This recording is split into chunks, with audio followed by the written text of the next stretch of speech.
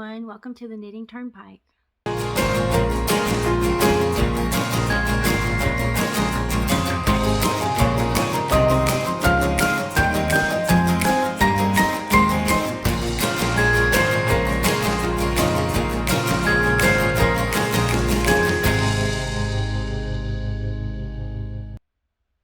So I hope you're doing well today. Today is Thursday, and I wanted to introduce a new series that I'm going to be having here on Knitting Turnpike every once in a while, but it will be on Thursdays, and this is going to be called Turnpike's Technique Thursdays.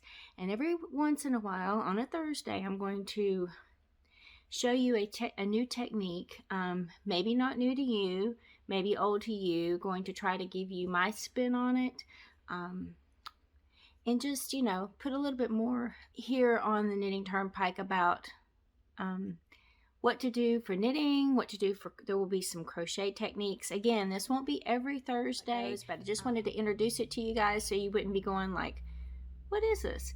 Anyway, hope you're doing well. Hope you enjoy this technique. I am going to try to keep them short as well. They have to be a little bit longer, but we will just see. I hope you can all be just flexible with me. Alright, for this video, I'm going to be teaching you guys how to do the long tail cast on. Very simple. It's been done a lot of times here on YouTube, but I want to show you just a quick couple of things I do differently. You may already know this, but it might be something new to you. So hope you enjoy this, and let's get started. Okay, one of the big things with the long tail cast on is you have to start out with a good amount of yarn, especially if you're going to be casting on a good amount of stitches. I've had to do long tail cast ons before where I've had to put like 300 stitches on my needles, and I'm like, how much of this yarn do I pull out to put on 300 stitches? So here's a couple of different ways you could tackle this. One way is to get the needle that you're going to be using, get the yarn, wrap the yarn around your needle, and just hold it like this. Say 1, 2, 3, 4, 5, 6, 7, 8, 9, 10. Okay, and yes, I let that go, but that's okay. For right there is how much yarn you need for 10 stitches to cast on your needle. This 10. Say you're going to be casting on 100 stitches, so you would just do this about 10 times. You would fold your yarn over like this about 10 times. That's 3, 4, 5, 6. It doesn't have to be exact. 7, 8, 9, 10.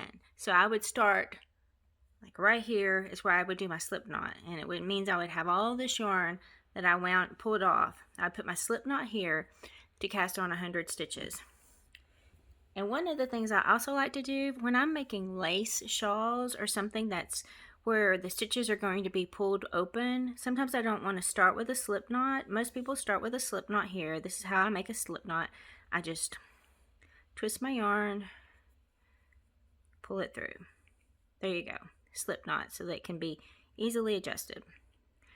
But what I like to do for lace shawls and things that where I don't want a knot to be seen is I twist. I just do a twist right there, and that's my first stitch. Can you see that easily?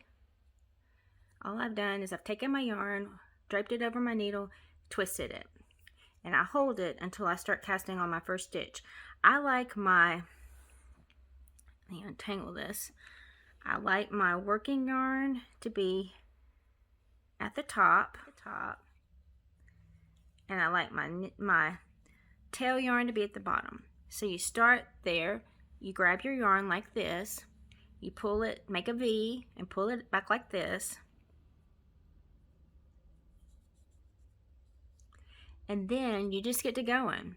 You go under the yarn by your thumb and pull up, go around this yarn, and then you just come straight through, and then you just pull it with your thumb like that.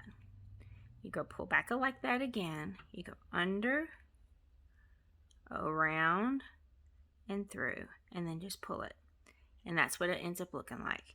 I'll do it again a couple of times. I'm going to get faster. Under, around, and through. Under, around, and through. Under, around, and through. Alright, I think you guys get the hang of it. You just do that over and over again.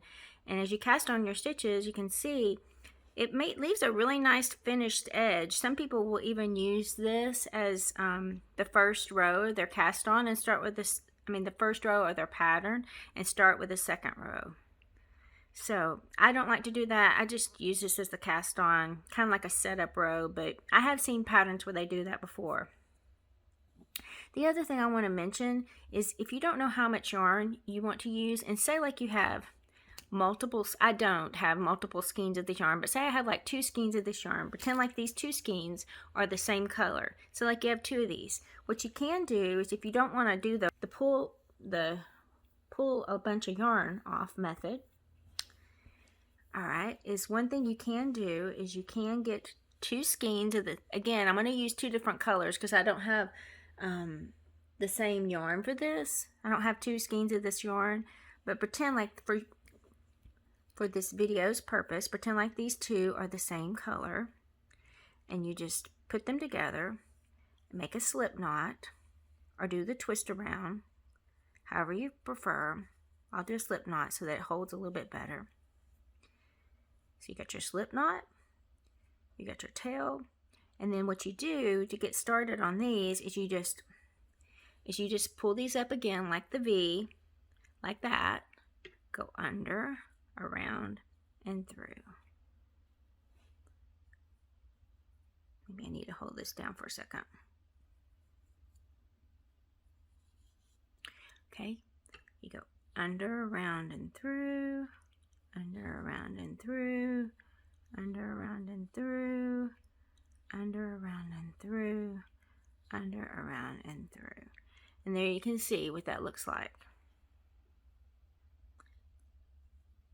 You can actually see how one yarn is really more about securing it on the bottom, and the other yarn is really what's casting on your stitches. But again, these are supposed to be the same color, and then when you finish casting on as many stitches as you need, you just take this yarn here, clip it to like right there, and then you have your working yarn, and you just start knitting your pattern. And that way you don't have to worry about how much yarn do I need to cast on 300 or 400 stitches, however many stitches it is. That's only if you have, a couple of balls of the same yarn. But it works really well. Anyway, thank you. I hope you've enjoyed this tutorial about learning how to do the long tail cast on a couple of different ways, a couple of different tips. Hope you have a wonderful day. If you like this video, don't forget to give it a thumbs up. Like, share, subscribe, do all that YouTube stuff, and have a wonderful day. We will see you guys next time. Thank you again for being here.